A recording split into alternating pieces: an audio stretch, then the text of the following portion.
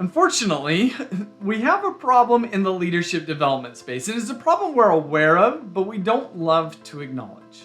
The problem is that our leadership development efforts aren't nearly as effective as we need them to be. In this video, I want to explain why that is and what we can do about it, but to do so, I want to pull from a completely different domain. The domain is athletic training. Now, there's a pattern that currently exists when it comes to athletic training. And it is essentially, at a very simple level, is perform and repair. Perform and repair. Because when we perform, we wear down our body's ability, and then we need to repair our body's ability. And increasingly, it's becoming more and more common that the pattern is perform, get injured, repair.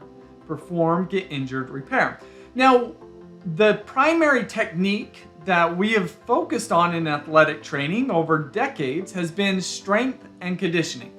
It's not that strength and conditioning aren't helpful, they surely are, right? Because what strength and conditioning does, it allows us to perform better in a given moment, right? So if I'm an Olympic athlete and I'm throwing the javelin, then I want to develop strength and conditioning to be able to perform in that moment. But what this perspective lacks is that we need to not only be focused on a performance at a given moment, but on durability over time. That if we continually go through the pattern of perform, get injured, repair, as we go through that more and more cycles, is we're reducing our duration, our longevity within the sport that we might be participating in. And so what athletic training is beginning to discover is we need to focus on something other than just on helping us other than helping us do more. We actually need to help us focus on becoming more athletic. And what that means at a muscular level is we need to enhance our muscles' pliability. We need to enhance our muscles' actual ability to take on the pressure and the wear and tear that they undergo. And this is something that is possible. And so to bring this back to leadership development, our primary focus in leadership development has been on what is called horizontal development, helping leaders to be able to do more than what they could do previously. This is like strength and conditioning. But what we have been missing out on is focusing on duration, helping leaders to become better so that they can perform effectively for a longer period of time.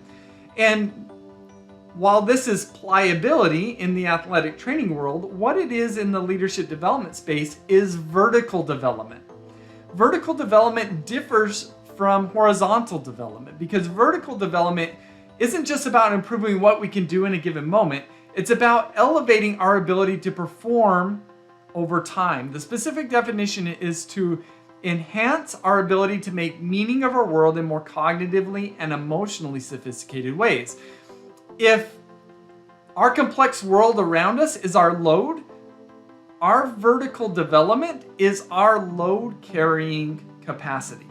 And so one of the primary things that we need to focus on in the leadership development space is effectively our pliability, or what I am calling vertical development.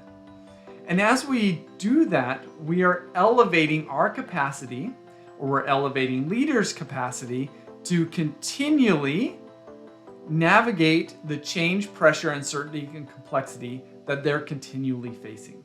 I hope this makes sense to you because it's something that I think that we're missing, and I hope that this metaphor helps with understanding that.